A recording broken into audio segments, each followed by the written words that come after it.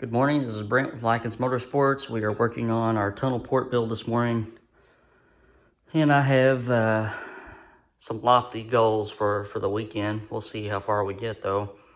If you remember where I left you off last, I had to get the crank back to the grinder because the bearing clearances were too tight. So I had 1/1000th taken off each main, and I've since got the crank back this morning. It's been balanced because our pistons came in from Race Tech, and we're in good shape to roll forward now. And I've already got the crank back this morning. Got rechecked the main bearing clearances and got them up to where they need to be. So the next step is to get some assembly lube on the bearings, and we're going to get our rear main seal in and drop the crank in. So I'll go ahead and put the rear main seal in now. And if you're not familiar, the seal halves look like this. It has, you want this part right here of the seal facing forward. So any crankcase pressure wants to push that lip to the rear of the block, which would seal. Lots of ways of doing this. Everybody has a preference. I usually set them in just a little bit down on one side, a little bit sticking up on the other side. And I'll get some assembly lube and lube up our sealing surface, and then get our crankshaft dropped in. Obviously I can't do that and hold the phone at the same time, so bear with me for 1 second.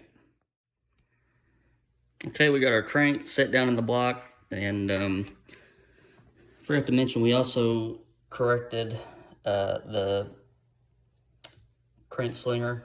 It was offset from scat, and it was actually rubbing the block. I don't remember if I told you that before or not, but it was actually scraping the block as we turned the crank over.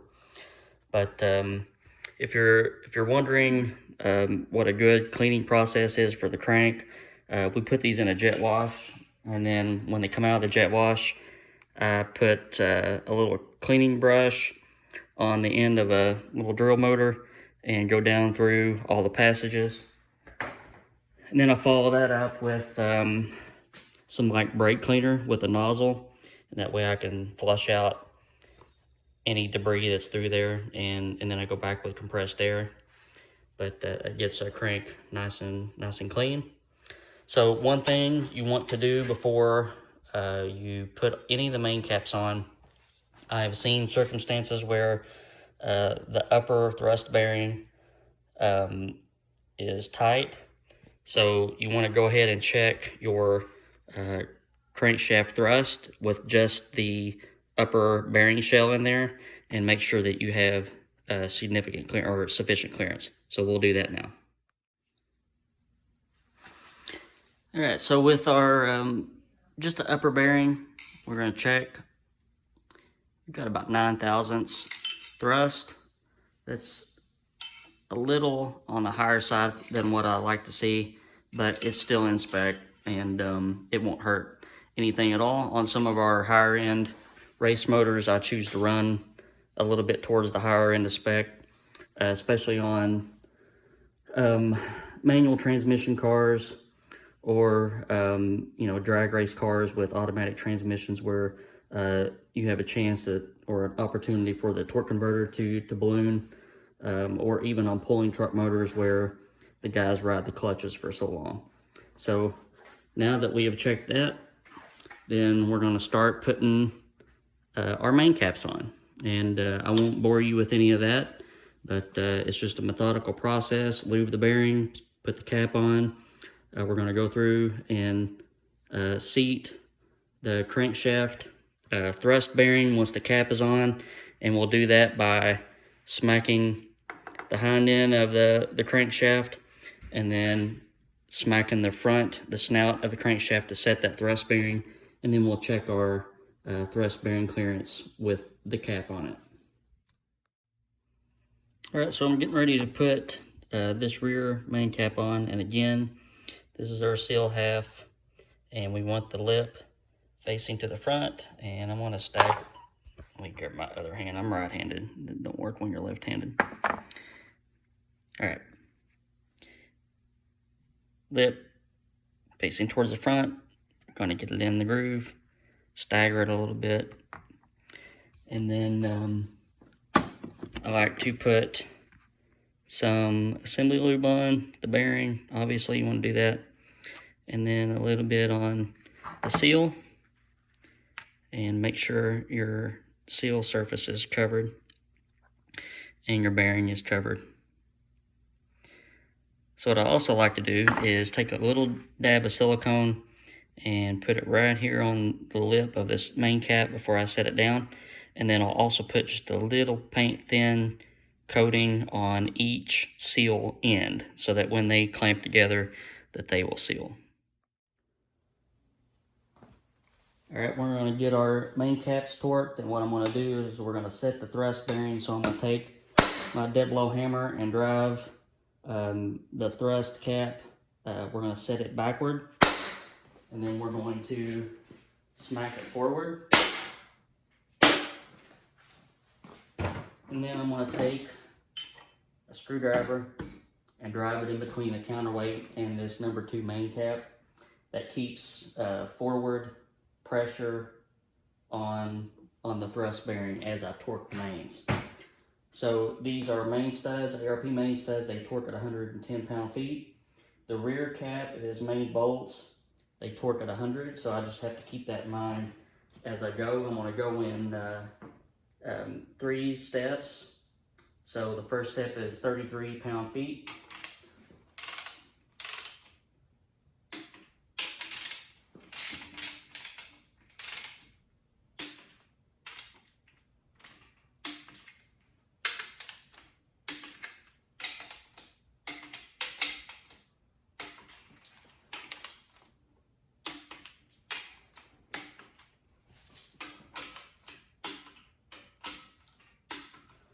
The next one's going to be 66.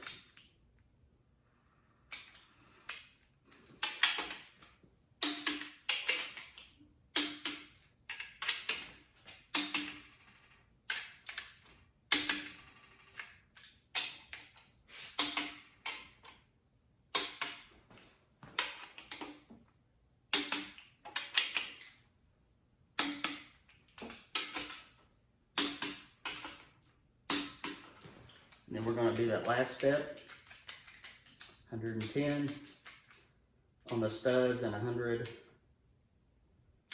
on the rear cap.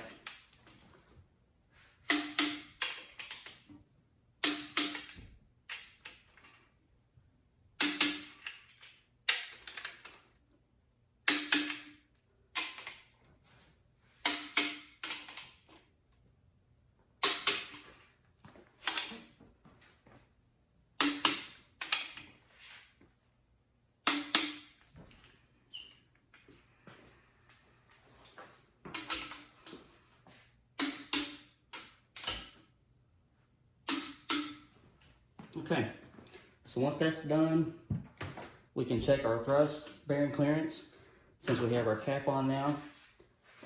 And if we need to tweak that bearing, then this is the time to do it.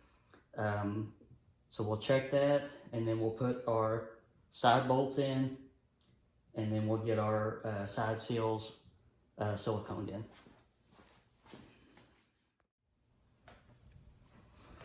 All right, so I'm checking my thrust again with the cap on and torqued, and I'm getting about 8 thousandths, so we are in good shape on that. And next I'll start putting the side bolts in. And if you've never messed with some of these side oiler blocks, the spacers between the main caps and the pan rail, they're etched from the factory. So that one says 4L. We're going to put these in the correct location. And then our side bolts, I usually put a little dab of silicone around the washer so that if there's any chance that any oil passes through, it won't leak out to the outside. Okay, those side bolts torque at 42 pound-feet. We're going to start in the middle and work our way out.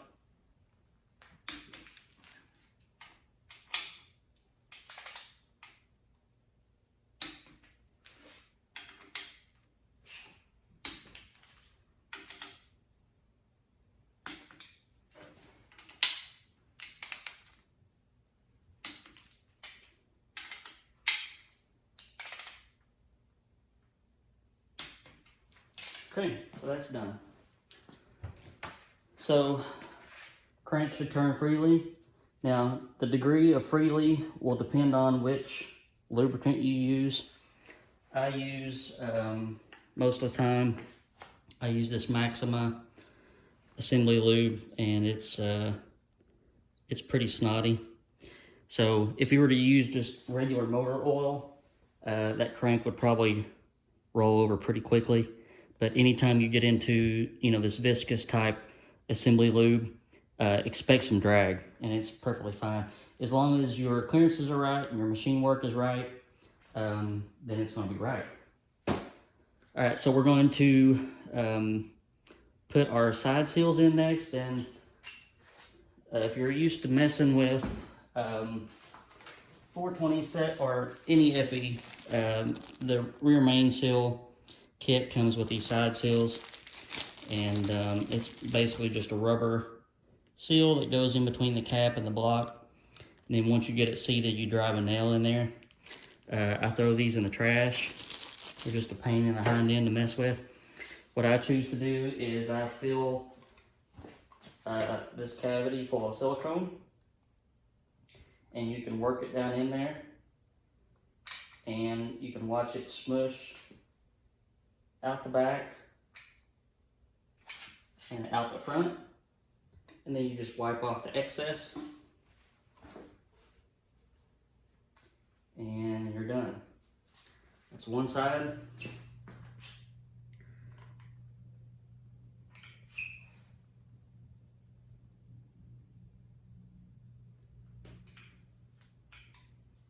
That's the other side. So I've been doing that for years. Knock on wood, I haven't had any leaks, and it saves you the time of fighting those stupid side seals, because depending on the block, they don't always fit correctly. So you spend time with a razor blade shaving them down, and then you still end up having to put some kind of a sealant on it. So I just skip all that, go straight to this. We're in good shape. All right, so just a brief overview, or overlook, I guess. Aftermarket cranks take a small block Chevrolet Woodruff key. They leave two keyways. I'm not really for sure why. Once the gear is on here, you have enough key to locate your crank spacer. So I haven't been using both Woodruff keys in a while. And then we still have the square key up front for the balancer. So I got the key knocked in. I'm gonna get the engine turned over, and we're gonna put the timing set on it. And I probably won't show that on camera. Once we get the timing set on, I'm gonna go ahead and I'll show you once again the piston rod assembly. Then we'll get that in, and then we'll take some measurements. Okay, so we got our timing set on. I did double check our thrust plate bolts, 55 pound-feet of torque on those. The cam is 109 lobe separation. Intake center line is supposed to be 107. So we're gonna try it here. We got dot to dot. This is one thing that I also check. I make sure that my crank gear and cam gear are in alignment. This is from leftover from my small block 4 days, but it's a good check to perform. And there's how much of the key sticks out. So you have ample key sticking out for your balancer spacer. So let's get our cam degreed. We got to drive our piston in first though. Okay, we're gonna check our cam thrust clearance as well.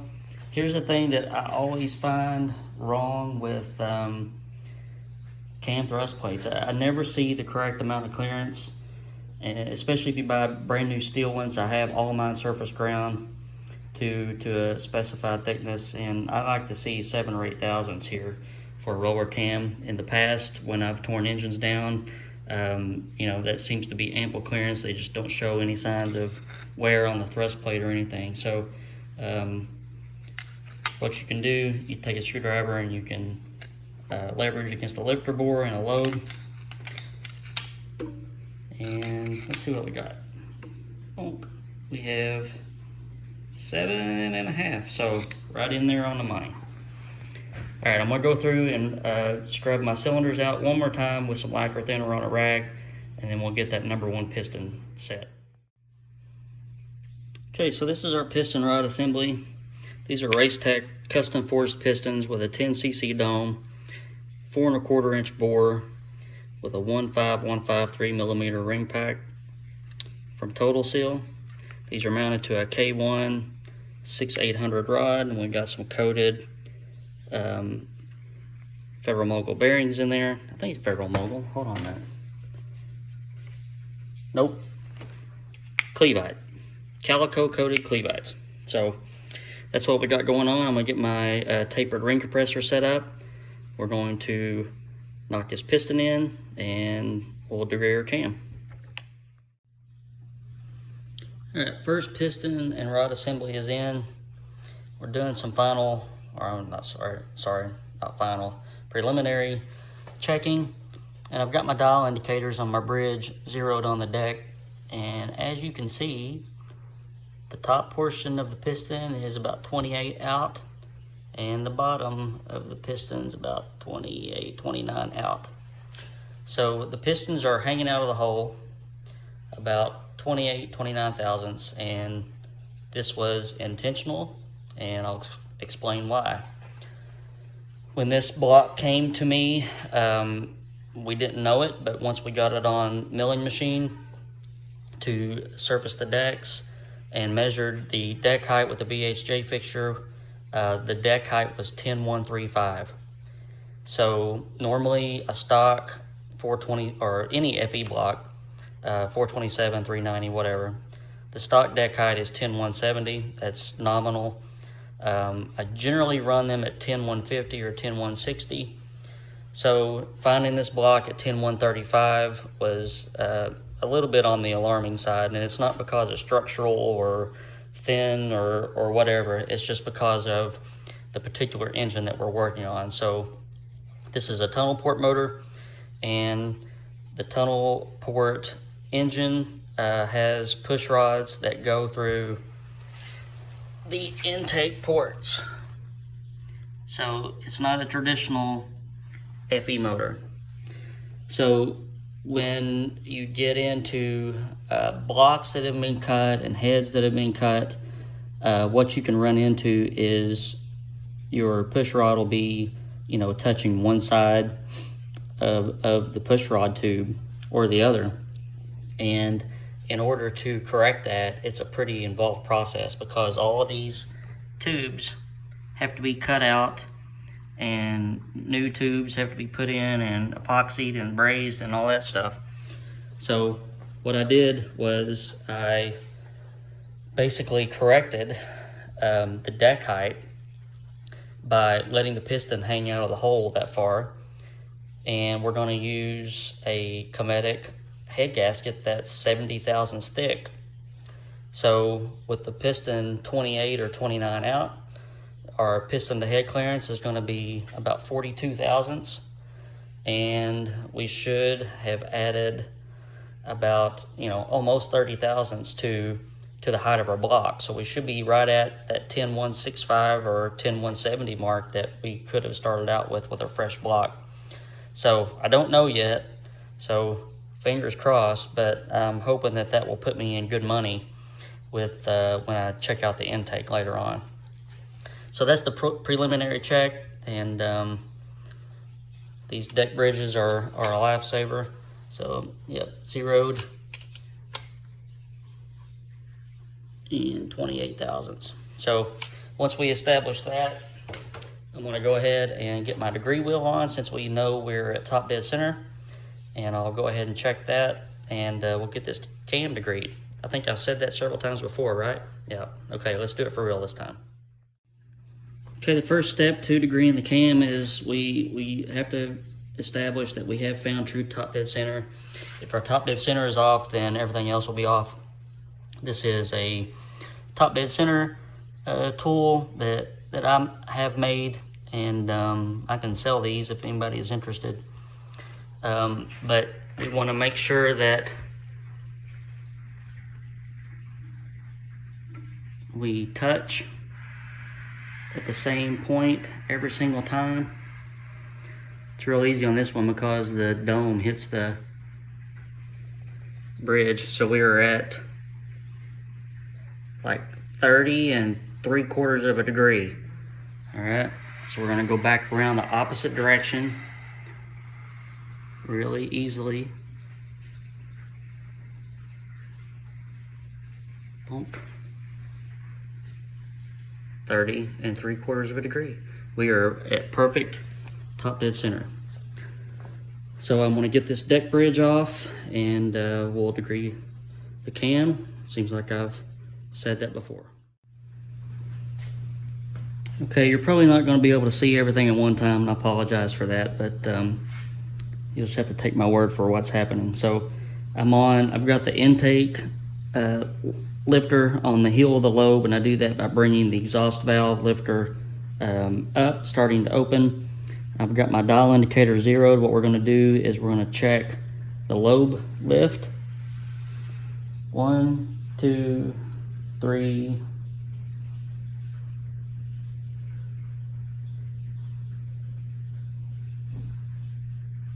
We are at 385.5.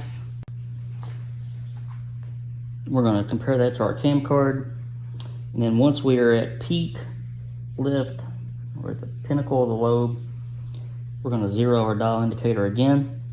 We're going to go back 100 thousandths to make sure that we can get enough. We want to go back far enough so that when we go in the forward direction again, all the slack is taken out of the timing chain. So we're going to go 50 thousandths before the peak of the lobe, and we're at 62 degrees. We're going to go in normal rotation. We're going to touch zero, and now we are on 50 thousandths on the closing side of the lobe, and we are at 146.5. So we're going to add 62 and 146.5. We're going to divide by 2. That's 104.25. That is more advanced than what I want to be. So I think I'm going to retard the cam timing 2 degrees, and we're going to check it again. Okay, so what I did while you guys were asleep was I took all this apart, retarded the cam timing 2 degrees, and rechecked top dead center, and we're getting ready to try it again. So we're going to go to our peak lift. 1, 2, 3.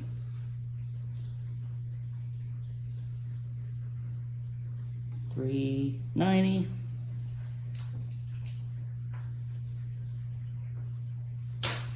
We are going to go back 100 thousandths. I'm sorry, we're going to go to our peak lift. I forgot to zero it. I can't do more than one thing at a time, guys. Zero. Now we're going to go back 100 thousandths. And we're going to go forward to 50 thousandths before the peak lift. And we are at 64. Then we're going to go to 0 and back down. And we are at 148.5. So 64, 148.5 divided by 2, 106.25. So our specified intake center line is 107. I can't get it closer than what I am, so that's where it's going to be. 106.25 intake center line. I'm writing this down. Okay, so since our intake lifter is going down, that means the exhaust lifter is on the base circle. So I'm gonna pick my rig up here and swing it over and pick up on this exhaust lifter. We're gonna zero it. We're gonna check the lift. 1, 2, 3. 380.5. Cam card says 381, close enough. We're going to zero our dial indicator. We're going to go back 100 thousandths. We're going to go forward 250, 50 thousandths before the peak lift. We are at 157. We're going to keep on going. It's going to touch zero. No, it's not. So my dial indicator is not right. So it's back up. We're going to check it again. 50 thousandths before. 157.5. We're going to keep on going. Now we touch zero. And 50 thousandths down the other side, which is 63. So 157.5 and 63 divided by 2 is 110.25 exhaust center line. So if I add that to my intake center line of 106.25, it gives me a lobe separation of 108.25. Cam is on a 109. Again, you split hairs sometimes, so I'm going to leave it right where it is. And so what we ended up doing was the initial cam timing check was not right, so we retarded the cam timing 2 degrees. And that's not saying that any specific thing in this engine was wrong. It could have been a tolerance stack. You know, we have the crankshaft, we got the timing set, we've got the cam. All of that has manufacturing tolerances in it. So this is the reason why we degree camshafts. You know, back when okay, so what we're going to do next is we're going to check our piston to valve clearance and our piston to head clearance. That's why I have clay in the valve reliefs and clay on the dome, because I want to make sure that my dome is not going to touch my cylinder head anywhere. And I'm going to lay my head gasket on and bolt the head down. And we'll see where we sit. Okay, so we got our head on with our head gasket, and we've got our T&D rockers on here. And I measured the push rod length and then found a push rod that I had in stock that would fit. So I got the valve lash set. I've got clay on the piston, and we're gonna probably won't do it with you on camera, but I'm gonna roll this over and then we're gonna pull the head off and check out our clay. All right, so here's what we're looking at. We got some good impressions made by our valves. And you know, you can also do this with a degree wheel and a checking spring, but I kind of prefer this method because sometimes with checking springs, it shows more lift than what you have, because rocker arms have some deflection kind of engineered into them. So I like using the real spring, and I like doing this because I can see how much radial clearance I have. We did make a little bit of an impression here on the top, but I don't see anything on the bottom at all. And what I'm going to do after I cut through these and measure them, I'm going to add just a little bit more clay right here and then set my head back on and roll it over, just to make sure that we don't have any issues. But what we're looking for here is we're just going to cut through a section of each clay piece.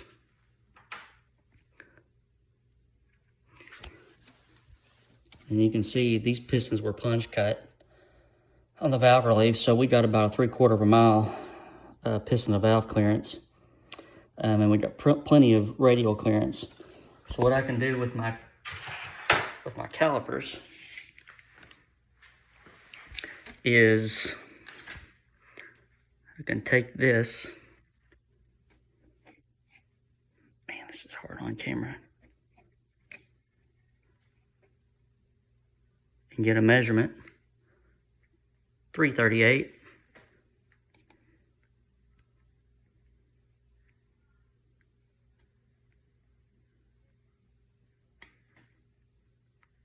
.286. And then I can measure my radial clearance pretty easily with calipers. 129.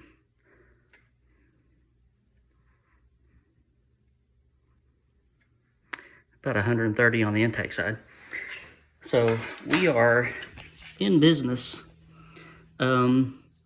As long as I can put a little bit more clay on here. Actually, what I'll probably do is when I put the phone down, I'll take my dial indicator and measure through this. And if it's more than 40 or 45 thousandths, I'll call it good. But got plenty of piston to valve clearance, was good. And we'll check this dome clearance real quick, and then we can go on to the next step. Okay, what I did when I put the phone down, I went ahead and just stuck my dial indicator into various points, and got over 100 thousandths here. So the clay was thick enough to give me a good measurement, and I've got almost 50 thousandths here on the top.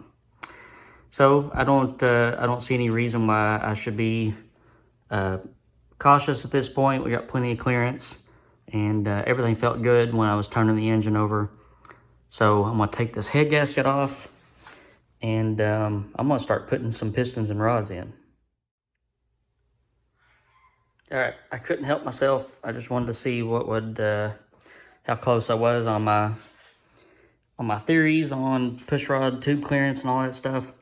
So I got some, got the intake on. It's not bolted down.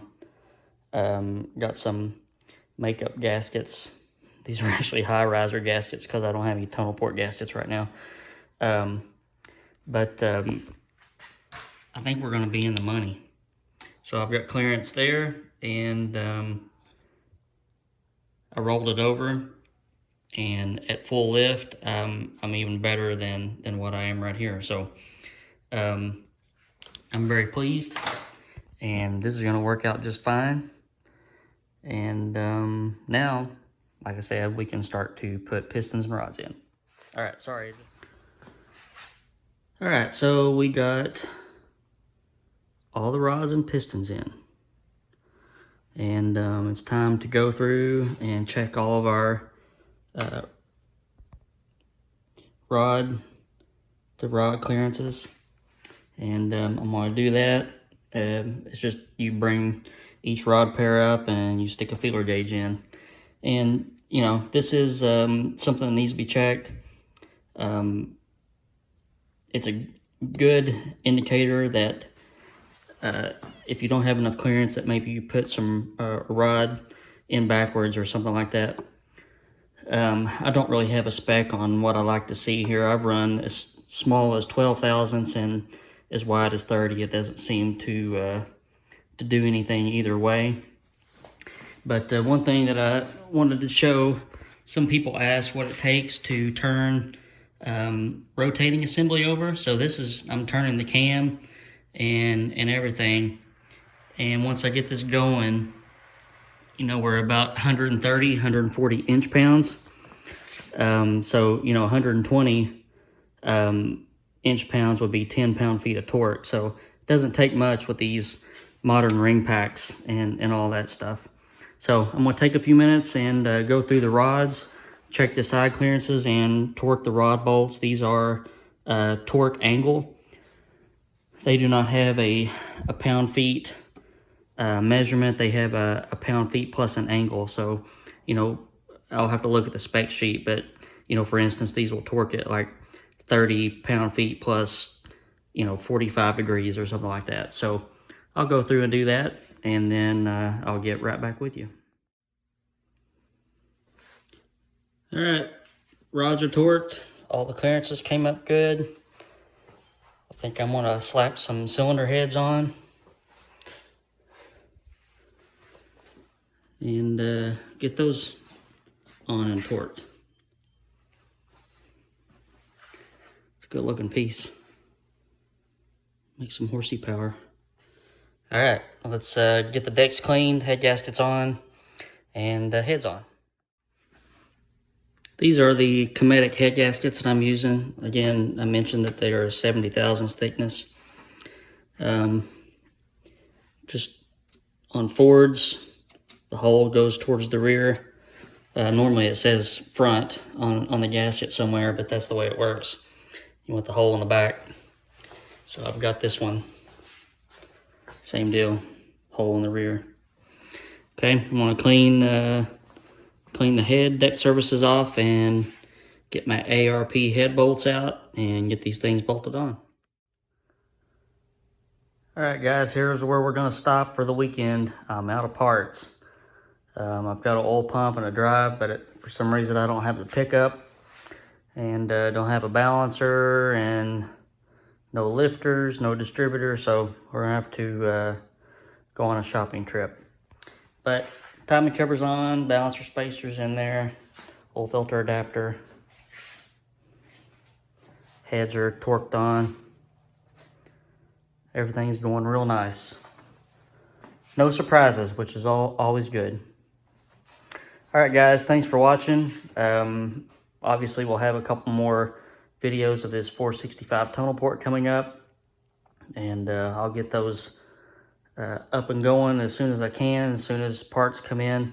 I was texting the owner of this engine a few seconds ago and told him that he was lucky I had a stash of ARP head bolts for the FE, because they are out of stock and everybody's out of stock, and the soonest it looks like we can get some is November. So times are tough right now. All right, guys, have a good weekend. Hit that subscribe button. Give me those thumbs up on there, and y'all have a good weekend.